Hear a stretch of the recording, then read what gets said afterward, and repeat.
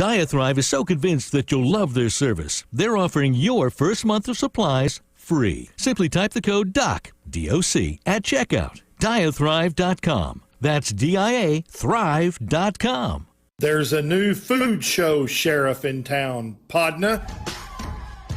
Trey Chapman Podcast Live will feature celebrity chefs and pitmasters with celebrity mixologists with creative cocktail menus from distilleries statewide. We'll have farmers, ranchers, wildlife experts, fishermen, and more, all for the culinary world and the foodies. Live from the Spoony Studios on the iHeartRadio platform, Trey Chapman Podcast Live. And here we are back for another day, Friday of Trey's Chowdown Live here in, I guess you could say, DFW area. And today I'm excited. We've got Cowboy Chef Mike Newton in the studio. Mike? Good morning. Thank you for having me. Yeah. You ready to giggle? Yeah, we are. We had to wrangle him to get him up here. Where do you live? Lipan, Texas. Yeah, Lipan. That's not that far. No, it's not that bad. So we're going to have a good show today. First, foremost, I want to talk real quick about we're having a big steak Wagyu roundup and cook-off next month in Midlothian at the new Blainstone Lodge. The lodge is fantastic. It's going to benefit the Chris Kyle Foundation. We've got a bunch of celebrity chefs going to be cooking. Wagyu is sponsoring it with all the beef. It's going to be a really neat deal. I'm going to talk to you about that when we get through. Good. I like it. You said one thing, beef and steak. That's right, beef and steak. That's right. So look up Blainstone Lodge. You can Google it, just blainstonelodge.com, and you can check it out. And so we're going to get on with the show now with Mike. Let's get it on like Donkey Kong. Come on. That's right. All right, Mike. So tell everybody you're from Lipan, but where were you originally from? My wife and I both are from Irving, Texas. Irving, okay. And my family had a farm, ironically, between Irving and Grand Prairie. And everybody goes, "You're a liar. There's no farm out there." There was. There used to be nothing out there. Yeah, except there was farmland. nothing but Shady Grove rats like us. And so that's right. We grew up there, and I don't know if I could say grow up. I don't think I still have yet to grow up, but you know, it's a great little town. We moved there. Both Melanie and I have known each other since '69, and I think back then it was probably about 40,000 people. You cross 183 Airport Freeway, you actually had to cross into the medium and then sit and wait till that cycle and you went over. And you know, it's changed a little bit since then. I still remember when they put the you know, because people know, but I-30 was a toll road at one time. I still remember they put that. I remember when they took the toll booths out and everything. They still have that exit there at 360. You have to loop around and do I feel like you're on Six Flags Texas Giant trying to exit the highway.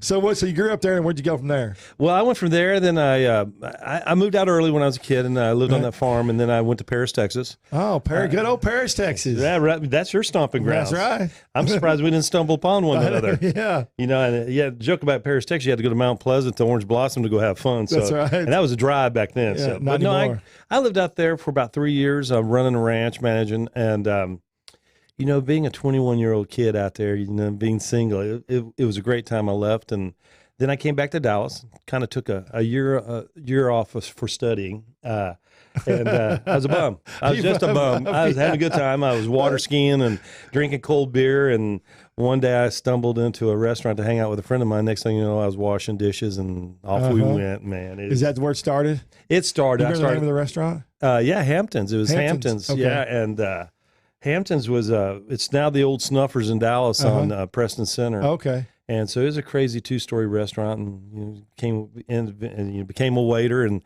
never cooked, but always hung out with the cooks. Those are the fun guys, you know. Right. You know, they're assassins in the kitchen, and they're assassins when they're off. You know? I mean, here's the most. You know, most of the cooks always joke about they're crazy, they can't handle the life out, but in restaurant, man, they run on all cylinders, and they're fun to hang out with. Kitchens have changed too. Those people in the kitchens have changed a lot since when you started. When I started too. Right. You know, when I started cooking, or when I started getting interested, if you want to learn how to cook, you had 3 choices. You had to get a cookbook, a job, or a library card, because they didn't have what they do now. Oh boy, I'm telling you. I mean, you know, and chefs weren't like they are now. I mean, chef is really a kind of crazy thing. And I don't know if I'm really a chef. I'm just an experienced home cook is what I am. So, but you know, it was crazy. Now you work, and these kids now, you know, Master Chef Junior, these high school programs we go talk to are pretty crazy. Don't some of the kids, when they talk on Master Chef Junior, they talk like grown-ups. It's amazing. Do they coach them before? You know, no, there's not much coaching going on. But what it is, you know, these are like the baseball moms, the soccer moms, you know, the dads. You know, these kids are focused. They get into it. There's a great little kid named Nathan Maples out there, and Nathan is putting out some of the best barbecue, and he's not even in junior high yet. And the kid's amazing. And then you got Shane trained down in Houston from Master Chef. Incredible kid. The kid that would just burn his hand on television. Yeah, I saw that, yeah. I haven't seen the next one. Is he okay? Yeah, he's okay. He's back up. He's firing. He said, hey, listen, I'm not going to quit my team over a little burn. So it's this dedication, this passion, and I think it's a great thing to teach your kids how to cook. I always joked about, my dad asked me, when are you going to get a real job and get out of the restaurant business? I go, well, it is a real job. I get paid at the end of the night. I never go hungry. I never go thirsty. And I don't have to take all the job home with me, and I come back up the next day. That's right. And you get to eat. Yeah, you get to eat. You'll never go hungry. That's right. So, I've worked in a restaurant. I bounced around. I worked for Jack Baum for a long time, on and off, who owns Hamptons, Newports, Sam's Cafes, and I kind of work for him. I get fired, and then I'd come back and get fired and come back. But I worked for some great restaurants in Dallas and Houston, and so there's just a passion always for me enjoying the restaurant business. It's a great restaurant. It's a unique bond of people. It's a diversity in the thing. Yeah, very diverse. And I'd probably say that I wasn't introverted by any means, but when you get to a restaurant, it teaches you some things real quick. It teaches you. I think you got to do two things. Military and restaurant business. It teaches you how to get up in the morning, get your bed made, and then it also teaches you to talk to people. There was a colonel that did a big speech at the one of these big functions in Washington, and the speech has been seen like, I don't know, it's been like 110 million times. And he started off by saying, you're not going to be anything if you can't get up, make your bed in the morning before you leave your bed. That's a rear admiral. He's a Navy SEAL from Navy SEALs. Is the first thing that does it. And my wife will tell you that, because I said, if you want to be successful, get out of bed and make your bed. It's your first step. I do every morning. I may not brush my teeth anymore, which I should, but I mean, if I keep that up, brush my tooth in the morning. That's right. But, I think it's a great thing. You get up, put your feet on the ground, get your day started. And you and I are both early risers. We text back and forth, joke back and forth, on Facebook in the mornings, 3, 4 in the morning. So, but it's always a good thing, I think, to get started and get your day going, and get that mindset. I'm a to-do list guy. Yeah. And my wife is not.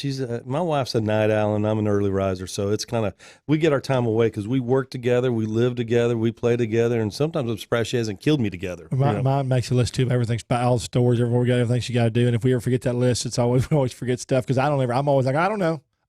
What? I don't know what. I don't know. I think so. I don't know. I'm not sure. Yeah, that's when my wife says, you need to do this today, do this today. I go, what? What, you talking to me? And next thing you know, I'm in the doghouse. But so where'd you get your passion? So where did you become passionate about it? Because you're passionate about it now. So where'd you become passionate about being a cowboy cook? And how'd you make that transition? Let me ask you that. For me, it was always, when I was young, my mother had a surgery, and I was the only one at home. My brothers were much older, and they had left. And so during the summertime, I would have to stay at home with her when I was in 5th grade, which was probably 1974, 75. And so if you're watching television, you had Bugs Bunny and that till about 11, then you had cooking shows, and I had to be with her till 2. And so, I had to cook stuff for her, do that, because she was literally bedridden. And I think that was the first part. But then, like I said, if you didn't have a cookbook, you had the Galloping Gourmet, Grant Kerr. Right. Yeah, Julia Childs. Right. I think Jeff Smith, or there was Justin Wilson, you had those few. Yeah. And so I did it, and I kind of had to fit in. And I don't know if you noticed, this body isn't built by salads. No. So you said about Justin and Julia and all those shows were different. Those shows were actually about cooking a recipe and making a recipe and see how it came out. Nowadays, the shows have changed. The formats have changed. There's less about cooking, more about the chef, more about different stuff going on. It's not as quite as in detailed. It's a hurry up. You don't get to see the whole recipe being made and make it. Right. They're different. The platforms are different. Yeah, and that is so true. It's entertainment. Back then, it was functionality. But, back then we had 3 channels, UHF, an independent channel, and PBS. And so if you didn't like it, you found your way outdoors to do something. That's right. If not, your parents would find you something to do. So you always found your way away. But, I always did and always liked to cook. And then when I moved, when I graduated from high school, I was living on that farm in Irving. That's kind of, you're 18-year-old with your own house on 80 acres in the middle of the Metroplex. You have a lot of friends. Yeah. A lot of friends want to come and drink beer. And, and I started cooking chili and stuff, and people go, hey, you're pretty good. And I like food. I always did. I love food. I love it. It's sexy. Yeah, people say, what would be your last meal? And I go, get out of jail free card. I want to keep eating. Yeah, that's right. So, it just did. And I started working in these restaurants. And then, I thought, hey, chicken fried steak as a kid growing up, spaghetti meatballs, the simple Tex-Mex. type stuff. And then I went to work in these restaurants and I watched food they were putting out. I worked in the fish restaurant, and fish for us was out of the freezer or Long John Silver's or something. And then you start seeing this fish and you see these food and the expression, go like, I had to watch them. I'd go in the kitchen and watch them. And then I'd start reading. And when I worked at Hamptons, there was a good friend of mine, still today one of my best friends, Tootie Frank Johnson. And Tootie used to, she was tough as nails. I tell you, I would take on anyone in that restaurant toe to toe but her. I watched her shake down. Three guys were hanging out back smoking cigarettes, and she went out and chewed them out, locked them out, and made them walk back to the front door. But she had this cool way of cooking, and I would go dove hunting, so I'd bring doves in. The next thing you know, for lunch we're having dove, and I think it kind of grows with you. The more you eat, the more if you really have a passion for food. I'm just not just Texas cowboy cuisine. I'm trying foams now. Right.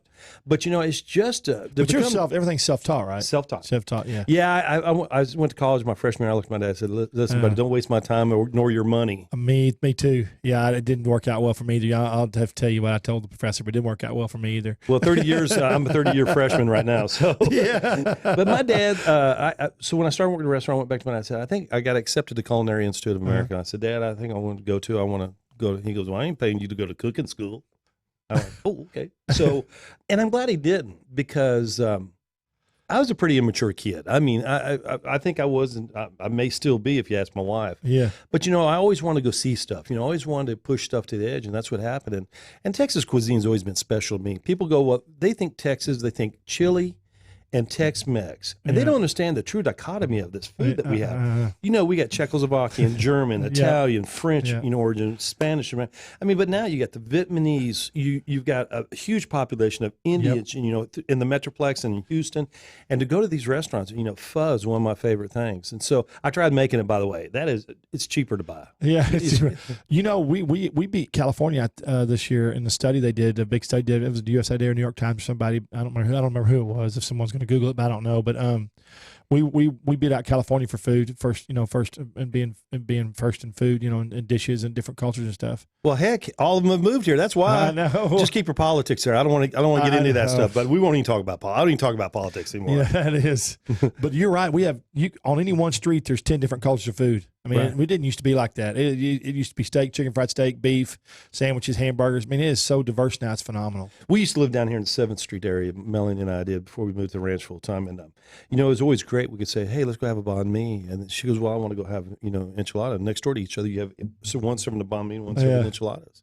And so it's always great. And for my kids, we being a pretty decent cook, when we went out to eat, it was very difficult because they go like, we want a steak, but we'd rather just stay at home with you. So, but I've always liked the Texas culture. I'm a proud Texan. I lived outside of this, and everybody knew wherever I lived, I was from Texas. Yeah. It was home. Yeah. And, from Virginia to California, even one of those, the different cultures there, but I always had a passion for Texas food, and of course chicken fried steak, but you got to improve with chicken fried steak. When you got people out there like Grady Spears and Tree Birds and all these people that make Mary's, and I can't say, be honest, I just, how do you compete with that? Well, you got to make it better. Yeah. You got to do something different.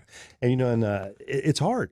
I do that steak article. I do that chicken fried steak article every year. I do the best chicken fried steak for the year, and every year it's hard because there's just a narrow margin, and it's just how you prepare them and that one little special thing that makes it better than because there's a lot of good chicken fried steaks out there. There really are. It's tough. And I don't necessarily say bigger is better because I can't eat like I used to, but I tell you, you go out to Mary's and they put that stuff. You could feed a small Cambodian army with her serving. So for somebody listening to Snare Man Chicken Fried Steak, how do you do yours? Start to finish? How do you do? You can. Well, I've kind of taken on. What I do is I'll go down Monday or Tuesdays, and here's my secret I'm giving out. I'll go to the grocery stores and find out what steaks they have left over from the weekend. Right. And so I like a New York strip is what I do. Right. So I'll take it and I'll go home and I'll pound it and tenderize it down a little bit. How long does that take you to do that when you pound it? A couple minutes. Okay. Just a couple minutes. It sounds a little awful right there. But I like a good size. And then what I do is I bread mine. I just do a simple, I do salt and pepper. And sometimes I add a little cayenne or a little, I get my seasonings over here at Pendry's. Right. So I get a good chili mix. And so I do it that way. Then I coat it in egg and buttermilk. And then I go back to the flour again. And then I fried at 350. And I actually went out and bought one of those Waring fryers, those little bitty ones. We use those on the show. And I've got 2 or 3, and we can run those. And You got to put them in different sockets. My house, it'll throw the whole breaker off to the whole house. But I fry them that way, and I just do a quick fry on them, and get them where they're nice and crispy, and then you serve them hot. I like to do a little jalapeno cream gravy, a little bit. Yeah, of I like the jalapeno cream gravy. You got to. That's the best stuff. It is. Oh gosh, my mouth's what. Just thinking about it. I think that my arteries made it. The doctor goes, check my blood, and goes, can I get a chicken fried to go with this thing? Jalapeno cream gravy. Yeah, that's right. Look at these jalapenos. We talked about that earlier. But I'm gonna finish up chicken fried. So I do my chicken fried steak, and then I serve mine with I do chipotle mashed potatoes, or always have mashed potatoes, because you got to put that cream gravy on everything, and then we always throw up some different sides. But you know what? Honestly, I don't care about the greens when you're eating that. No, mashed potatoes is fine. I think chicken fried steak has to have mashed potatoes. That's just my opinion. That's how I feel it should be eaten. And the last thing is, I want to grill these and then put them in a bag first. Get them where they're not, and then have the grilled pepinos when you're finished. That's just, and when you're done, you're done. That's nap time. It changes the heat factor quite a bit when you grill them, right? It opens up the pores. It does, and I think it just gives you a better flavor. Yeah. I always like people. How can you eat jalapenos? Well, you take the veins out of them now, and I think we were even talking about not the jalapenos aren't as hot as they used to be. But it's always nice when one surprises you, reach up and kick in the six and say, hey. But yeah, they're getting bigger and all that. And wow, they're different. And y'all need to stay tuned to the end of the show, because we're going to show you some good stuff at the end of the show, something you're probably going to want for when it comes to cooking jalapenos. So y'all better stay tuned. Anyway, all right, so go ahead. So how do you make your jalapeno gravy? Well, my gravy starts off with butter, minced onions, a little bit of garlic. I don't put a lot of garlic, and then I let that just become translucent. Then I add then I add a little bit of flour to get my roux going, and then I'm slowly add in my milk. I've been known to throw out, sometimes I ran out of milk one time, put a little buttermilk in it. It was pretty good. Pretty good. But I like it, and then I let it slow cook down, salt and pepper. I salt and pepper it, and I don't even use iodized salt. I don't even think we have iodized salt in our kitchen anymore. Sea salt? I'm mainly a kosher sea salt Maldon or a Fleur de Sel. Sorry. Salt is so important. I got to tell you, I tell a story all the time, because I never forget it. I've known Grady since he was a kid, but he still amazes me the things he does. And we were at his restaurant. The restaurant was packed. They had an hour and a half wait outside the sidewalk. Every table was full. The bar was full. They were serving chicken fried steaks, and he was sitting there talking to me and some other guys.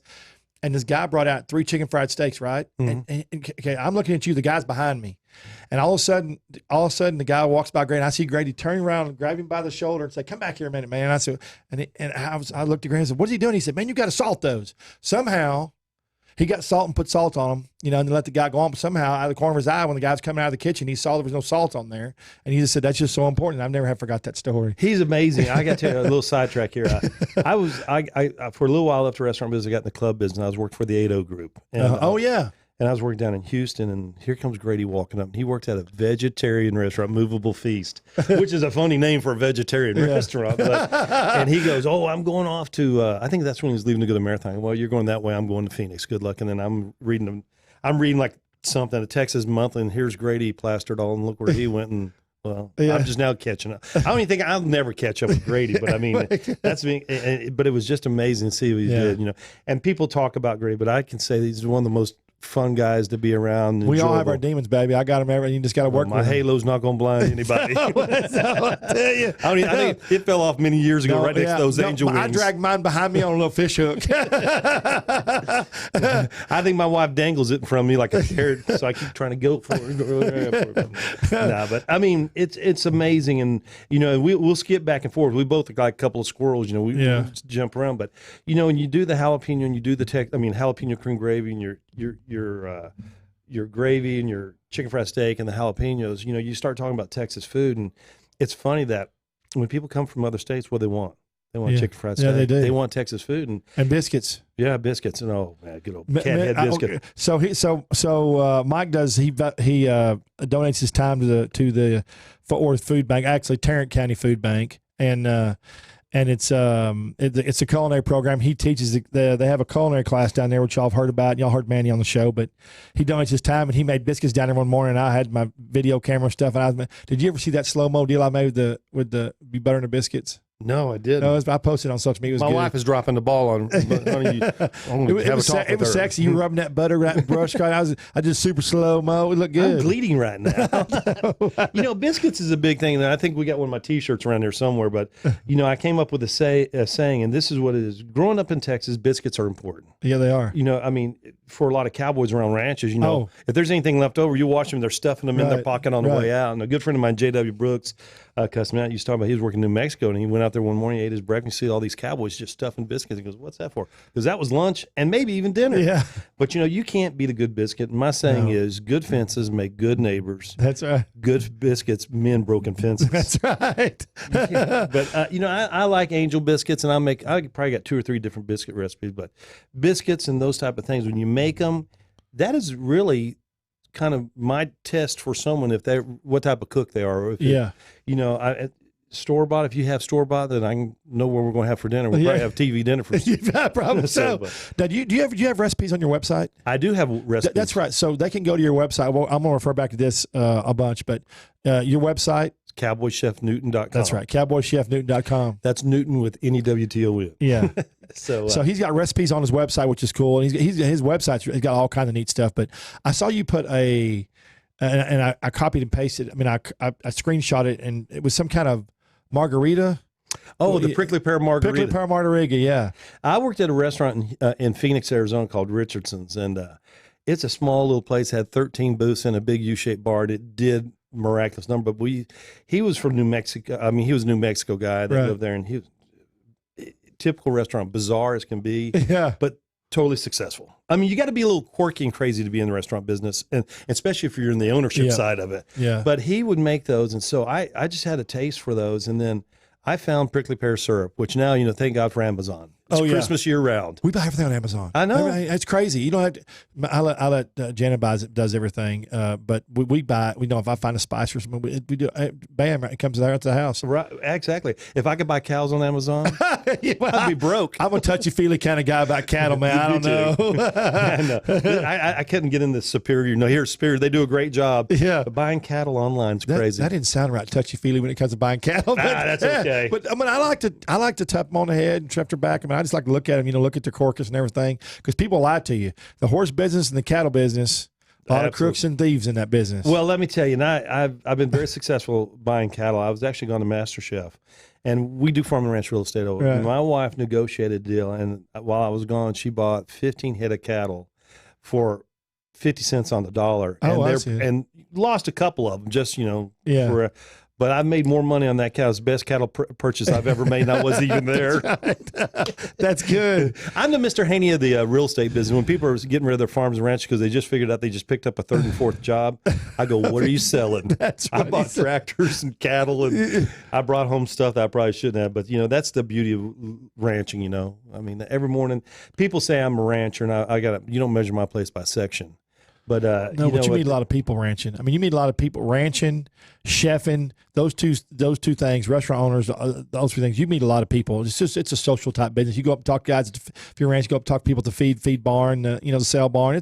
It's a neat business. Well, it's long hours, but it's a neat business. I wouldn't give it up for anything. If everyone said pick one job, it'd be tough between cooking and ranching. And I want to tell you, the beauty of it is I could have the worst day in town. And let me tell you, I'm not that far away from Fort Worth, but it's a long drive. And, and my stress starts to go up as I get, just to Weatherford and you get down that Alito area gets really stressful. But the beauty of it is when I leave Fort Worth and I pass that exit right there by Teskey's and you drop in that you can see it, I go like, all right, I'm almost there. Yeah, almost there. And people don't understand, I think that, living out there, it is hard work, but it's a quality of work. Yeah, I was kidding. It's not that far out there. I was just teasing when I said that. It's not that far, but I mean, it's not. It's close enough that hopefully when they expand Fort Worth that far, I'll still. Well, no, I don't. I hope not over, but it's getting that way though now. I used to joke about it, and my dad said, "Well, it'll be one day maybe Fort Worth will touch Weatherford." Well, we're almost there. Yeah, well, we're that's close. Can you believe it? We were talking about that day about how. Did you talk about Grand Prairie a while ago? And there used to be miles. It used to seem like going from Arlington to Weatherford was like a day trip, but it's really not. But that's what it used to seem like. Right. There was nothing anywhere. No, and the Metroplex. You talked about the old Dallas-Fort Worth Turnpike, and I remember my dad get on there, and you'd go and you drive to Dallas. Thought you'd take forever, and then you go to when I was a kid young, we got to Fort Worth 183. We left Irving, 183, and they didn't have the airport freeway going on. So you had to go through Hurst, Euless, Bedford, and, hit those lights all the way into Fort Worth and get to stock. On 10. Yeah. On 10, yeah. My dad, I remember hauling cattle to the stockyards. Oh, yeah. I guess I'm dating myself. Okay, guys, we're going to take a break because these people that own this station, Spoony, they like to pay bills. I don't know why, but everybody likes to. They're capitalists. Like, hey, I am too. I guess I know you are. Yes, sir. Mr. Website Man. But we're going to go to a break. Y'all, let's do some commercials, and we're going to come back. We're going to talk about his career now, Master Chef, his website. So stay tuned. Give us a few minutes, like 3 minutes. We'll be back. 3 and 3, I think. See y'all in a minute. Bye.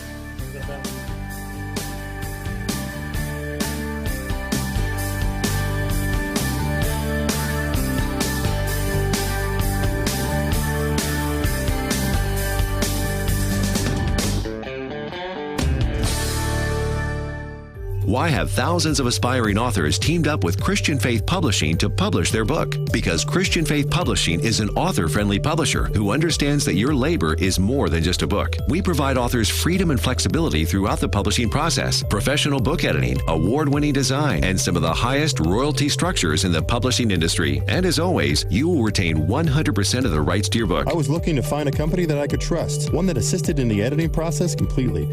The most important qualities that I was looking for was a publisher who was honest and upfront, no hidden costs or fees, and owning the rights to my own work. Christian Faith Publishing will publish, market, and sell your books in all major bookstores, online booksellers, as well as specialty Christian bookstores. Call for your free author submission kit. 800-978-4812. 800-978-4812. 800-978-4812. That's 800-978-4812. Are you tired of high cable TV rates? Sign up for Dish today and get a $500 bonus offer while supplies last. Plus, lock in your price for 2 years guaranteed. Call All American Dish, your Dish authorized retailer now. 800-570-6630. 800-570-6630. That's 800-570-6630. Offers require credit qualification, 24-month commitment, early termination fee, and e-auto pay. Restrictions apply. Call for details. It looks like you're losing. I am. Are you losing weight? I am losing. I've lost about 10 pounds. How are you doing it? Funny name, but I've done it with Riduzone. RIDUzone.com, and the stuff works. It's, you get into all that, the molecule this and the found in that. All I can tell you is it makes you feel full, and it keeps your mind off of wanting to overeat. And also boosts your metabolism, so you're burning more. Yeah, Try it today. It's going to work for you like it's worked for Brad and countless other people. Riduzone.com. RIDUzone.com. Okay, here we are. We're back again for another 30 minutes of Trey's Chowdown Live on Spoony. I still can't believe they gave me my own show. I don't know how they got it, but they did. You're dang good at it. I mean, we got to get you on the big screens now. Yes, that's right. So we're going to talk about, I want to talk about Master Chef. I want to talk about the progression that started. So tell me from start to finish, how did the deal with Master Chef come about? Well, when I saw you on there, I was going to say, when I saw you on the first time, I was like, Jesus, no. Anyway, go. They lowering the standards for the show. We have a great friend that we grew up with, Melanie and I did. Her name is Delinda Dudley. And the year before, she said, go try out for the show Food Fighters. And I said, let's throw caution to the wind, and I'm going to go try out. So, you have to make food again. And you go over to I went over to a hotel in Addison, and that show was on NBC. It was with Adam Rich, the guy, used to go Man versus Food. Right. And so I went, and I almost got to Hollywood, and they said, you're going. And then a week later, said, you're not. I think the lawyers made a decision to go with someone else. Yeah. And I said, well, okay, bucket list, strike that off the bucket list. Well, between that and December of that year, 15, bear with me, I had a small stroke. Right. And I don't know if you can say it's a small stroke, but I had a stroke. and so we didn't know what was going on with me. And then January 2nd, we woke up, and I was just feeling awful. I looked at my wife and I said, let's go to the hospital. And so I spent about 8 or 9 days in the hospital. And while I was in there, the casting director from Food Fighters calls me and says, I need you to go to the show. And I said, well, I'm in the hospital. She goes, well, it's not till April. Well, she's a good salesperson. So she says, if you go, we'll give you VIP, you just walk right in. And I'm like, that's no big deal. Last one, when I was me and one other person. Yeah. And so I go, well, I'll think about it. Well, in the interim, my wife and I had bought a ranch, the Double Inn, and so The day of it, we had closed a few days before. I was out there. It was a rainy, dreary day, cold, and I think it was March or April. And Melanie asked me if you're going to show. Well, after a stroke, you become a little petulant. That's how I had a beard. I'm not a beard-wearing guy. Yeah. And I was out there, and I was cutting firewood in a hoodie and jeans and pair of boots and a black hat, typical attire for me. And she goes, "Are you going to go to the show?" I said, "I don't think I'm going to go." She came out. She said, "My wife's not this way." She goes, "If you don't want to go on that, if you don't go, I don't want to ever hear you bitch about it." Yeah, yeah. And that's not her way. And so I said, "Well, I don't have anything." She goes, "You got pork chops in there that you're brining." So I went in there and I said, "All right, I'm going to do it." I mean, I had to. I talked myself into it because I was scared of my wife. Yeah. And I took a pork chop that I've been brining in salt and brown sugar, and so I tenderized it and left the bone on it. Right. I breaded it, and I made the jalapeno cream gravy and put that, and I had some enchiladas I made up, smoked chicken with jalapeno, with sour cream sauce, and then I made some chipotle guacamole. Put it in a hot bag and a cold bag, and then drove all the way into Dallas, into the Marriott Hotel. And I go up there, and there's like 5,000 people. I'm going like, holy, what? I think I still can sneak out to the truck. And about that time, the casting director saw me, and so they moved me up the front of the line. So I get into the interview process, and I hope I can talk about it. Nah, I'm sure I'll get a letter from Indoshine. One potato, two potatoes. Tell me, we need to talk. But you get in there, and there was this room, U-shaped room, about 50 people in it. And so I'm looking across the room, and I'm dressed like a dirt bag, but that's okay. I'm a bum. We're all bums. So I get there, and I'm the first guy that they have a chef. There's a chef on that side, and there's a chef on this side. Chef on this side walks on, first guy. Beautiful girl next to me from Highland Park, dressed to the nines, got those Christian Louboutin shoes with the red soles on. Yeah. He goes, "Hey, thanks for dressing up." I go, "Listen, buddy, if this doesn't work out for me, I've got a ranch to go tend to." He goes, "Well, thanks for showing some personality." So he eats into it, he eats it and bites it and goes, "Can I say son of a bitch?" He goes, "Son of a bitch, this is good." I went, "Wow." He goes, "I mean, this is the best thing I had. We went to the restaurant in Dallas last night. They would have had this. Is what I've ordered. This is great." So he calls the other chef over. And the other chef come over, is a French guy, has the toque, whatever. I go, "Where are you from?" "Tucson." He goes, "Paris, Texas." I'm being smart on it. And so he said, "Saying," he goes, "It's the best thing." He goes, "You just have personality and keep going." So then they select a few of us out of the group. There's like 10 of us, and they interview you. And I didn't realize it was a producer of the show, and they just asked me my story, and I tell it. And next thing you know, they said, "Well, we'd like for you to come back to the film testing." I'm like, son of a gun. They want me to come back next time. I go like, "Nope, I can't do it." So a Tuesday I did. The following Tuesday I went over, and I finally see the casting director. She goes, "Yeah." And then a guy that I'd met before. And so they go like, "Wow." So they said, "Just be yourself." I go like, "Are you sure you want that?" Yeah, right. And then they say, "All right." Then they send you this bunch of paperwork. Of course they have to do their due diligence with you, background checks. And and they call me back and go out to Irving, ironically, and they gave me a big test to take 500 questions. It's called the Minnesota Multiphasic Inventory. And then they talk to you about your background. I managed to pass 3 tests. First time in my life I ever passed 3 tests in one day. I can't pass any test. I barely passed a driving test. So they said, "Well, we'll call you." And I go like, "If you're going." So you sit in limbo, and I probably sat in limbo for a month and a half. And then right before, about a week before, they say that they're going to have people in LA. They called me and said, "Hey, you're going to LA, and you need to pack up your stuff." Well, the funny part of it was when you pack up, they want me to bring a couple pair of boots, a couple of hats, all my shirts and jeans. Yeah, your personality. Yeah, your hats and your boots, your personality. Well, you try packing those for a Southwest airline flight. Oh, yeah, it's possible. So I had 3 bags, get out of the airport 4 o'clock in the morning. But American Hat has given me some special containers to carry my hats in, so they stack them. They're real nice. They're very nice. My friend J.W. Brooks, who builds those custom hats, and actually Capital Hatters, who I buy hats from down in Stephenville, they both give you those things. And you got to carry them. But I tell you what, you're trying to carry that in 3 pieces of luggage through an airport. It's impossible. So I'm looking across the room, and the next thing you know, if you watch the show, there's Reba walking in with like one little satchel. I go like, what the heck is going on here? Well, she can buy wherever she's going. Well, that's another one. She's like Tootie Frank. I'm scared to death of that woman. I sat close to her. No one's going to get on me with her there. Reba's a dear friend of mine. And so, then you get off there and you get off the airplane and your whole perspective change. You get there, there's a lot of people there. You're trying out. And then, as you saw on television, you go up one-on-one, and which made me nervous. I said, well, all right, I've accomplished something. I've made it to the show. And then that competition in me sticks in. I go, I just want to make the show. Well, I know I just want to make the show. I want to beat this guy. And so we did the cupcake. And ironically, right before I went, I made a chocolate cake at home, right? Which was 3-layer chocolate cake, and it turned out pretty good. But I added a little coffee to it, and then on this, the chocolate, I did add a little bit of bourbon and a little bit of chipotle. And then that was good. I did my pecans. I did little mini things. Oh my God. Salt. And so I went up against this guy, and he had some insiders trying to figure out what I was doing. I found out. So I baited him a little bit and got him thrown off course.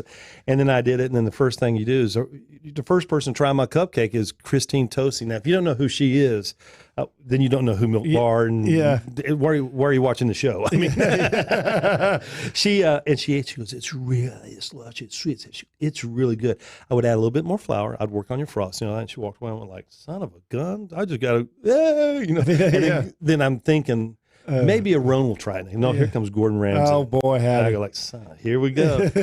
He looks and he goes, it's rich, it's luscious, it's heavy, it's dense. If you can do this with a cupcake, I'd like to see what you can do with a steak. Which later in the show you got to find out. So you get that, and I still get goosebumps on that. I mean, and people don't understand. Gordon Ramsay, everybody goes, "Oh, he's a mean guy." He's a business guy. He's a business guy. He's all about business, and he's all about TV personality too. Yeah, you yell at him, you're gonna yell back. And let me tell you, I never made that mistake. And I told you the story about when first time he said, "Newton, you're 53, I'm 51."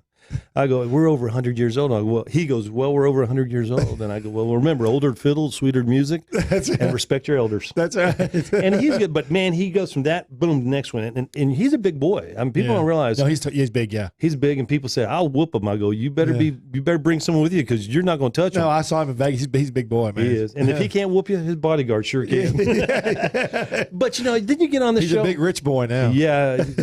We talked about, he didn't talk about on the show. He goes, let's go take first class. And he goes, first class when we take my jet. That's right. You have a jet, you made it, I think. Yeah. Or you're a thief. Or a pilot. Or a politician. Can't talk about politics. That's right. So, then that was saying, so I luckily beat out Tom, which he's a dear friend of mine. And it's amazing going to that show, how many friends I have.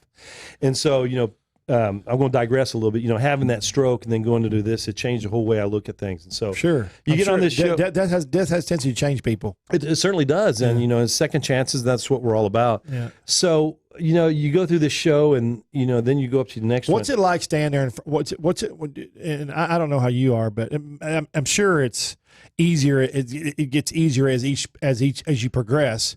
But what's it like standing there in front when they're talking to you and you're on camera and Are those takes ever retaked? No. Okay, that's all. Okay. Yeah, there's no fake to this. Okay. I want to tell you, I'm not just saying because I was on the show. A lot of shows are retakes. Yeah, when they say you got 45 minutes, you got 45 minutes. There's no cut, break, let's get the makeup out. It's boom. I want to tell you, the first time you're going out there before the cameras, which I'm a camera hog, probably could say. Yeah.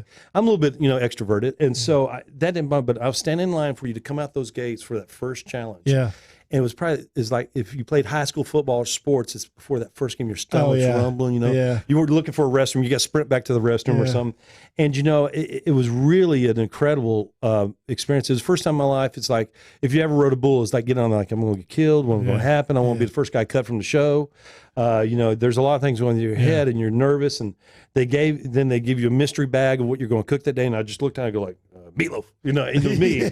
And well, that's part of the show. You have to be able to think quick on your feet. You do. And I don't know how these guys do it on that show Chop, but they do. Oh, well, that's quick. That's real quick. Yeah. And so I go, well, just throw caution with. I mean, every day I'm here, it's a God-given blessing, and so I'm going to stay. And so we got through that first one, and the guy that was feeding information to Tom up against me in the cupcake was the one that was kind of the jerk on the first show. And, okay. And so when he left, I just did the old wild curly brocious and bye. Good riddance.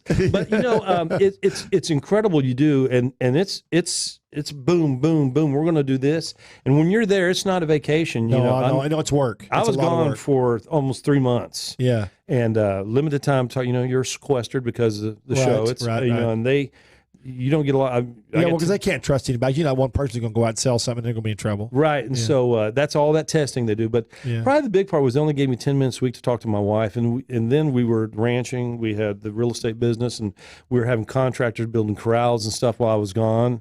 and she was So I running. guess she was taking care of everything while you were gone. She's in there watching you now. No, she's taking care of everything. She might come through that glass if you don't. I saw that's plexiglass. She can't get through that. I'm safe. There's a lock on that door. But I mean, and she was there, and bless her heart, she never crumbled once. But after about 3 months, almost 3 months, that's a long time. It is, and boy, she's a trooper. They always say, I always joke about that. Behind every good man, there's a great woman. Yeah. I have a great one, and behind every good chef's a great sous chef. But it was a wonderful experience, and we'll talk more a little bit about some of the other things. But I think as you progressed on, I got a little bit more comfort. When we were in Santa Monica doing that one, it was in August. I had boots and jeans, a long sleeve shirt. That was probably the toughest thing I ever did. I was cooking over a grill. I was flaying fish, cooking over a grill, and full cotton clothing boots, black felt hat in the middle of August with no wind or anything. They were sticking the water to me, and we won. That was a good one. And then the debacle with the lamb where I just miscut that one. Yeah. And I think after I did that, Aaron Sanchez goes, "What did this little lamb do to you?" I go, "Well, it didn't do anything, but I'll tell you, first of all, I'm a rancher, not a butcher, and beef is the only red meat." And so I didn't know I was going to get kicked off on that one, but I won that. I actually sent Sam home on that.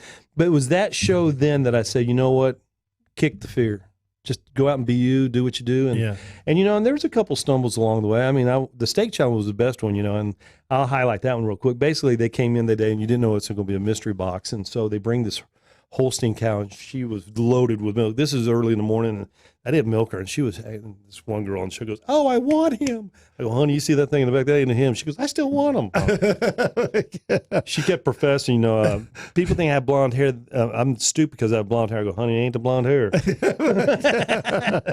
But you get there. And so I got to that steak challenge and not steak challenge, beef challenge. And you got a mystery box. And so like I said, I messed up lamb. And I said, you know what? I'm going to leave. I'm going to be the last one out of this corral. So they said, "Go get your box." And so I walked to the very end, got the last box, picked it up, took it to my station. And I wanted two things. I wanted testicle or kidneys. Right. I wanted to show that I'm not, but I opened it up and sure enough, there's a big old 2-inch porterhouse. And you can see me on the show. I raised my arms up there and I go like, "You son of bitches just lost." And so I did a recipe, which unfortunately now, I mean, as a chef, I'm kind of pigeonholed into everyone wants a steak. And so, but I did the porterhouse, which I call that the mama and papa steak. And you got the tenderloin for mama and you got the strip for papa. And hang on, back up. For people who don't understand that, explain to them what it is. Well, the difference between a T-bone and porterhouse, first of all, T-bone only has to have 3/4 inch of the tenderloin, and a porter has to have 2 inch plus of the. Yes, sir. On that T of the bone, one side is that tenderloin, which all of us like, and the other side is the strip, which all of us like. Yes, sir. But so mama likes tenderloin, papa likes a strip. Get a little bit more, and so it's a great pork steak. I buy them now. I buy a porterhouse 3 inches thick and cook them. You can feed a family of 4. You can feed a family of 8, really. With it. But so I got that, and I said, you know what? I pan sear them in cast iron, and so I did that, and I made I did the onion marmalade, which I basically stole from Grady. I got to admit it. He's not the first guy, but it's caramelized onions. But I did that, and then I wanted to do greens, but the only thing I could find was Swiss chard, so I took Swiss chard and did that, and then I did my chipotle mashed potatoes, and then I did steak butter, and I put it on a plate, and they came around, looked at everybody's, and and the funny thing was, as the show's going on, you got a lot of people who say, "I'm going to win this," and they're really talented cooks. I thought I was good until I got there. So Gordon comes up and cuts it up, and he looks at it, it's glistening. He goes, "Man, you know how to cook a steak. Way to go, cowboy!" And high-fived me, and that right then, that all fear was gone.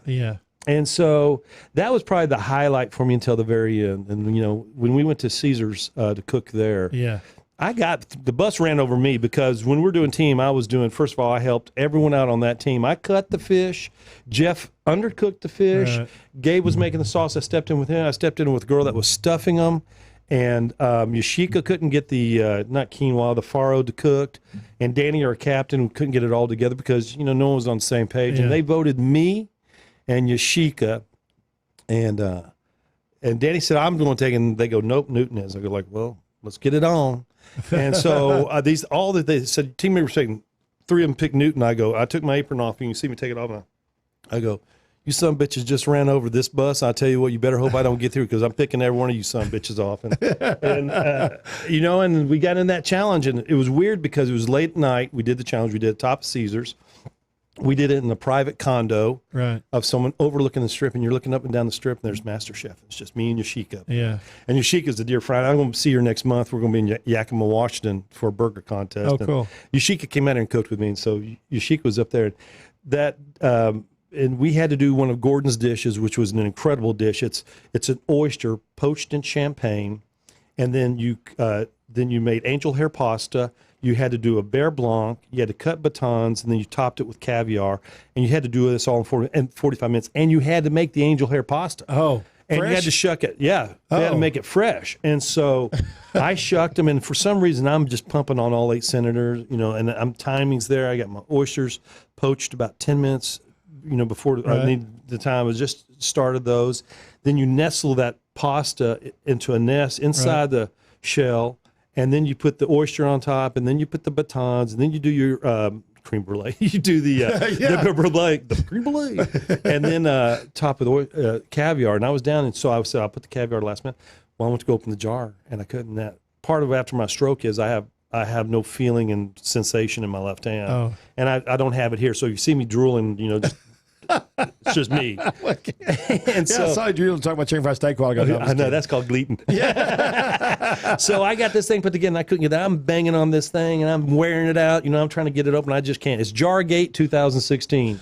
And finally took a knife, and about the time I did that, you could hear the people on the crew, and they're screaming, it's hysteria, and I just didn't get it on there. So they went to go do it, and the ultimate part was that I think Gordon was pointing, said that's just an ancillary part of it. But I think I think it was a tie. I think they had to turn it over to the lawyers to figure out who did it. And, unfortunately, I got sent home. But hell, if you can get sent home, better get sent home from Vegas, man. That's right. That's right. I tell you, the lights dimmed that night I was in Vegas. But, the whole experience of it was we got there with the group of 40, and you made a bunch of friends. We got down to 20.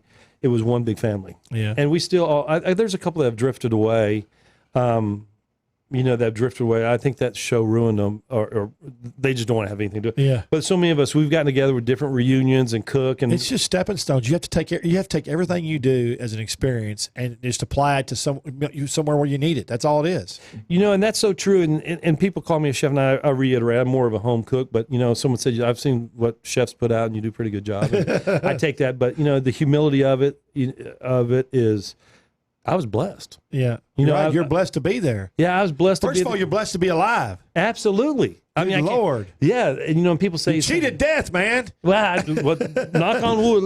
Let's knock on wood here.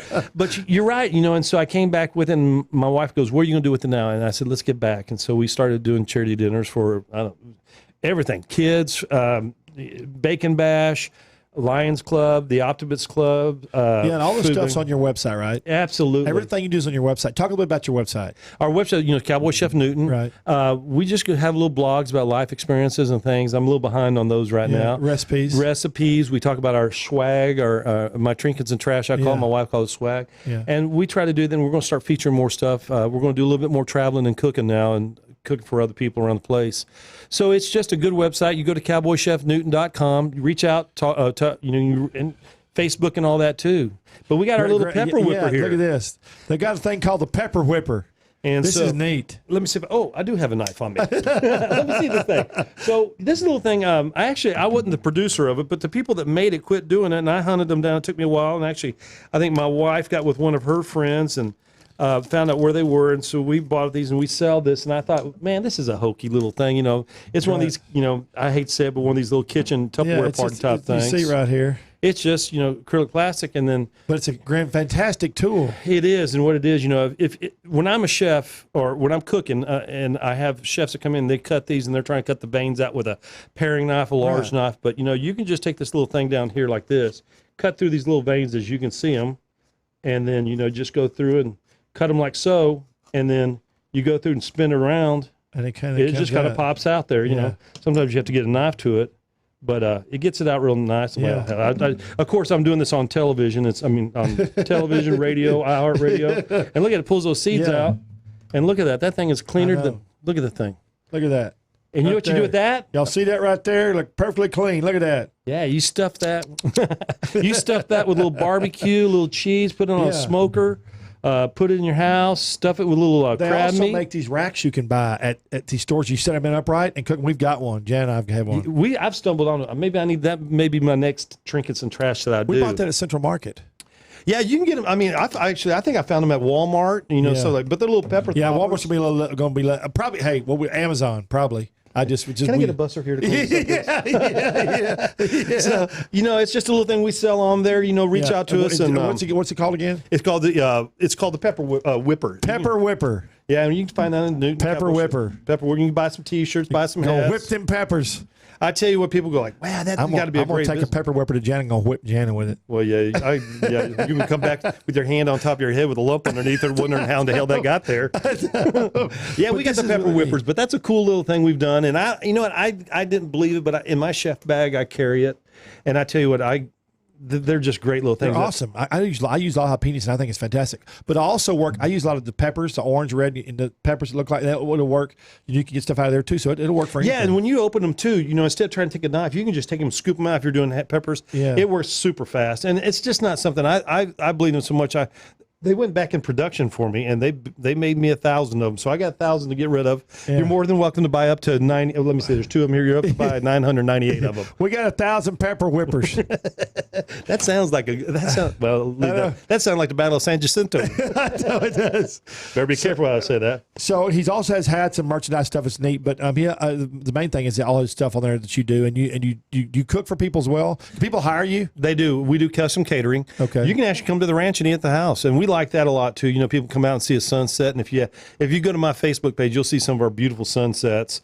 But we go in that. But the big thing we do a lot of charities. My goal when I left the show was to get to 100,000, and right now we're close to. I think we're right at about 800,000 right now that we've raised for charities. That's awesome. So that's just going into people's houses cooking. So I got a pretty good steady. So if you want us to come cook, look up Cowboy Chef Newton, reach out to us. We'll come to your house and cook. You can come to ours. And, we're going to have some new products come out. We got some wet products coming. I got a pepper relish I do. Pepper relish, that sounds good. I love relish. Oh, man. Did you say jalapeno? It's a jalapeno pepper relish I do. Man, you think it's got a little sweet to it. It's got a little stink to it. It's kind of like my motto. It's a little sweet, a little spicy, and it's easy on the eyes. Hey, what's the best thing you've ever eaten? Not something what's the best thing you've ever eaten? There's probably a couple of things that come to my mind. One of the first things was my first time to ever have tornadoes of beef, and where they did it with the béarnaise sauce on top of it. I think that was probably one of the best. But it's hard because I like so much. No one's gonna hate you. Just tell me the best thing you ever ate. Man, I tell you. You caught me off guard. I did it. But the snapper de mojo de ajo at Javier's in Dallas is Say probably that one more time. The snapper mojo de ajo in Javier's. You probably ain't saying that right. It's mojo de ajo.